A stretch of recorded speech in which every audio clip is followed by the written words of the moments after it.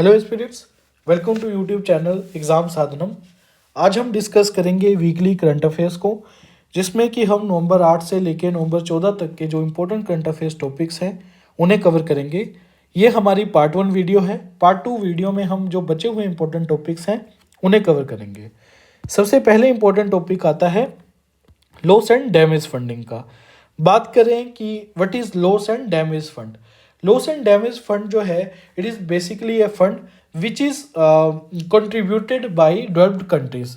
इसमें जो है डेवलप्ड कंट्रीज जैसे कि USA, Australia, Canada, Germany, France जैसी कंट्रीज जो हैं वो कंट्रीब्यूट करती हैं और उस फंड को यूटिलाइज किया जाता है उन कंट्रीज में जो कि क्लाइमेट चेंज के द्वारा ज़्यादा प्रभावित हुई हैं, उनको ज़्यादा नुकसान हुआ है क्लाइमेट चेंज के द्वारा। उन कंट्रीज़ में इस फंड का यूटिलाइजेशन जो है वो किया जाता है। ये बेसिकली मैकेनिज़्म है जिसमें कि कंट्रीज़ जैसे फॉर एग्जांपल अगर इंडिया के उड़ीसा स्टेट में या कोई ऐसा स्टेट कह लीजिए जहाँ पे क्लाइमेट चेंज के द्वारा कुछ नेगेटिव इम्पैक्ट पड़ता है, तो वहाँ पे ये फंड यूज़ होगा। और in any other part of the world which is affected by climate change, वहाँ पे ये फंड जो है वो यूटिलाइज होगा। इसमें वही कंट्रीज़ आएंगी जो कि वल्नरेबल हैं क्लाइमेट चेंज के बेसिस पे। इसकी डिमांड जो है 1991 में वनाटाउ कंट्री के द्वारा रखी गई थी, जो कि उस समय alliance of small island states को रिप्रेजेंट कर रहा था। बात करें कि ये क्यों न्यूज़ में था, तो ये इसलिए न्यूज़ में था क्योंकि इसको ऑफिशियली कोप 27 के एजेंडा में रखा गया है। इसको कोप 26 जो कि ग्लासगो में हुई थी यूके में प्रीवियस ईयर, उसमें भी इस मुद्दे को रखा गया था, लेकिन डेवलप्ड कंट्रीज़ ने इसके ऊपर ज़्यादा इंटरेस्ट नहीं दिखाया था।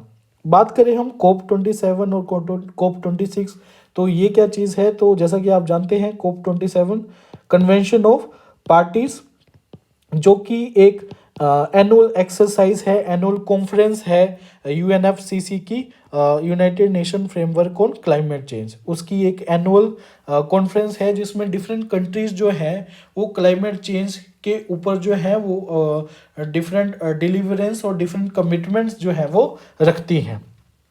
इस साल की जो कोप कन्वेंशन ऑफ पार्टीज है वो इजिप्ट में हो रही है, जिसको कि कोप 27 कहा गया है। ये शर्मा एल शेख सिटी में हो रही है।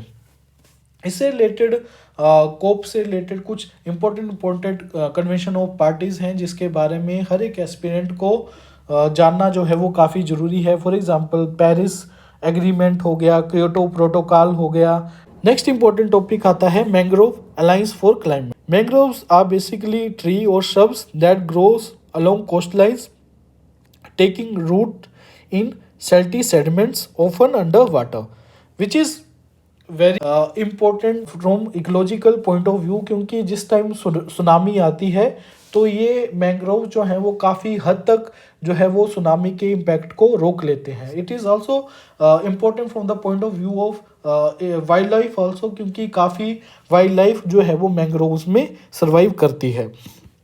इंडिया में जो इसका कवर है वो है 4975 square kilometer as per Indian state of forest report 2019, which is 0.15% of geographical area of India. West Bengal में सबसे ज़्यादा मैंग्रोव की परसेंटेज है, उसके बाद गुजरात में और उसके बाद अंडमान निकोबार में। यूनेस्को वर्ल्ड हेरिटेज साइट जो है वो सुंदरबन को जो है वो डिक्लेयर किया गया है इंडिया में, और it is largest mangrove region in the world. What is mangrove alliance for climate? It is basically alliance which is launched by UAE and Indonesia. India has recently joined this. इसका aim जो है वो mangrove system को conserve करना है और restore करना है। नेक्स्ट इंपॉर्टेंट टॉपिक है प्रारंभ मिशन। प्रारंभ मिशन जो है वो मिशन है स्काई रूट एरोस्पेस का। स्काई रूट एरोस्पेस जो है एक प्राइवेट स्पेस कंपनी है जो कि हैदराबाद में बेस्ड है। इस प्रारंभ मिशन के तहत जो है अभी इस कंपनी ने एक रॉकेट लॉन्च करने जा रहे हैं जिसको कि विक्रम एस जिसका नाम रखा गया है। नेक्स्ट इंपॉर्टेंट टॉपिक है खरसन रीजन। खरसन जो है वो एक इम्पोर्टेंट सिटी है जो कि यूक्रेन में है। ये न्यूज़ में इसलिए था क्योंकि रशिया जो है वो इस सिटी से विड्रॉ कर रहा है। ये सिटी जो है वो काफ़ी इम्पोर्टेंट है स्ट्रेटजिकल पॉइंट ऑफ व्यू से। नेक्स्ट इम्पोर्टेंट टॉपिक है Aadhaar number. Aadhaar number, as you know, it is 12 digit unique number which is issued by unique identification authority of India UIDAI, जिसको कि 2016 में एस्टेब्लिश किया गया था। ये एक स्टैट्यूटरी अथॉरिटी है, इसको पार्लियामेंट के एक्ट के द्वारा जो है वो बनाया गया है। ये न्यूज़ में इसलिए था क्योंकि अभी रिसेंटली गवर्नमेंट ने अमेंडमेंट की है आधार की रेगुलेशन में है, जिसके तहत आधार कार्ड होल्डर जो है वो हर 10 साल बाद जो है अपना आधार कार्ड नंबर जो है वो अपडेट कर सकता है। नेक्स्ट इम्पोर्टेंट टॉपिक है ग्राउंड वाटर एक्सट्रैक्शन का।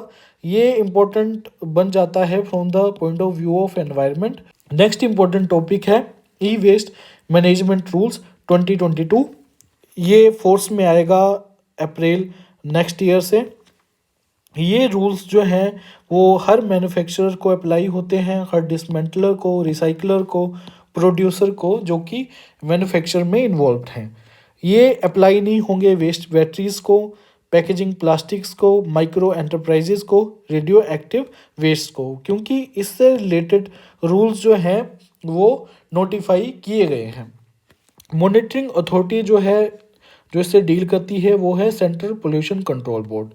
इसके अलावा डिफरेंट कंज्यूमर गुड कंपनीज और इलेक्ट्रॉनिक गुड्स के जो मेकर्स हैं उनको अपने इलेक्ट्रॉनिक वेस्ट का 60% जो है वो 2023 तक कलेक्ट करना है और रिसाइकल भी करना है, और ये परसेंटेज जो है वो 10% के हिसाब से बढ़ जाएगी अगले 2 सालों में, दैट इज़ टू 70% इन 2024 और 80% इन 2025 रिस्पेक्टिवली।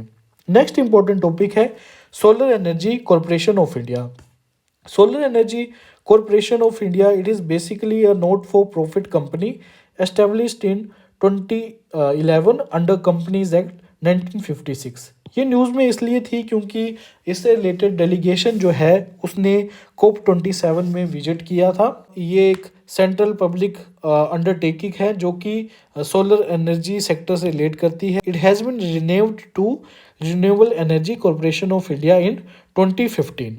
ये ओवरसी करती है वाइबिलिटी गैप फंडिंग स्कीम्स को, सोलर पार्क स्कीम्स को, grid connected solar rooftop schemes को और अदर स्पेशलाइज्ड स्कीम्स जो कि सोलर सेक्टर से रिलेट करती हैं। इसके अलावा नेक्स्ट इंपॉर्टेंट टॉपिक है G20। As the name suggest its members are 20 in number, जो कि 19 कंट्रीज़ हैं, और उसके अलावा यूरोपियन यूनियन जो है इसके मेंबर हैं। समय की फाइनेंशियल क्राइसिस आए थे ईस्ट एशिया और साउथ ईस्ट एशिया में, इस समय फाइनेंशियल क्राइसिस आए थे, उस समय G20 का निर्माण हुआ था। इसका ऑब्जेक्टिव जो है वो फाइनेंशियल स्टेबिलिटी लाना है, और इसके अलावा इससे इम्पोर्टेंट फैक्ट है इसकी प्रेसिडेंसी जो है वो हर साल रोटेट होती रहती है। हाल ही में बाली समिट हुई है इंडोनेशिया में, और इंडोनेशिया जो है इसका प्रेसिडेंट है। 2023 में इंडिया जो है वो G20 का प्रेसिडेंट होगा। न्यूज़ में ये इसलिए था क्योंकि इंडियन PM ने इसका लोगो लॉन्च किया है जिसमें कि लोटस फ्लावर यूज़ किया गया है, और वसुदेव कुटुंबकम जो है इंडियन संस्कृत कोट है उसको यूज़ इसमें किया गया है। नेक्स्ट हमारा इंपॉर्टेंट टॉपिक है critical information infrastructure. Critical information ये अपने आप में ही एक टर्म है जो कि सिग्निफाई करती है कि ये उन सेक्टर से रिलेट करता है जो कि गवर्नमेंट और इकोनॉमी के लिए काफ़ी क्रिटिकल सेक्टर्स हैं। अगर वो डेटा नष्ट हो जाता है तो वो किसी भी इकोनॉमी के लिए जो है वो नुकसानदायक है। इसमें क्रिटिकल सेक्टर्स आते हैं power and energy, banking, financial services, insurance, telecom, transport, government, strategic and public enterprises. इनसे रिलेटेड डेटा जो है अगर नष्ट हो जाता है वो निश्चित तौर पे किसी भी इकोनॉमी और गवर्नमेंट के लिए नुकसानदायक रहेगा। इसलिए इनसे रिलेटेड डेटा जो है वो डेटाबेस जो है उसको क्रिटिकल इंफॉर्मेशन इंफ्रास्ट्रक्चर के तहत जो है वो नोटिफाई किया गया है। केवल गवर्नमेंट ही इसमें क्रिटिकल इंफॉर्मेशन इंफ्रास्ट्रक्चर जो है वो डिक्लेयर कर सकती है किसी डिजिटल असेट को या किसी डेटा को। नोडल एजेंसी जो इसको ओवरसी करती है वो है national critical information protection centre, जिसको 2014 में बनाया गया था। न्यूज़ में ये इसलिए था क्योंकि इंडिया में जो जनगणना होती है हर 10 साल बाद, और नेशनल पॉपुलेशन रजिस्टर का जो वेबसाइट्स हैं और एप्लीकेशन हैं उनको भी अंडर आईटी एक्ट 2008 जो है वो नोटिफाई किया गया है एज क्रिटिकल इंफॉर्मेशन इंफ्रास्ट्रक्चर। इस पॉइंट को आप जरूर याद रखें क्योंकि इससे रिलेटेड क्वेश्चन जो है वो यूपीएससी में पहले भी पूछा गया है। तो एस्पिरेंट्स, ये थे हमारे पार्ट 1 वीडियोस के important current affairs topics. Part 2 में हम नेक्स्ट इम्पोर्टेंट टॉपिक्स जो है वो डिस्कस करेंगे। Thank you for watching this and please remember this topics. Thank you.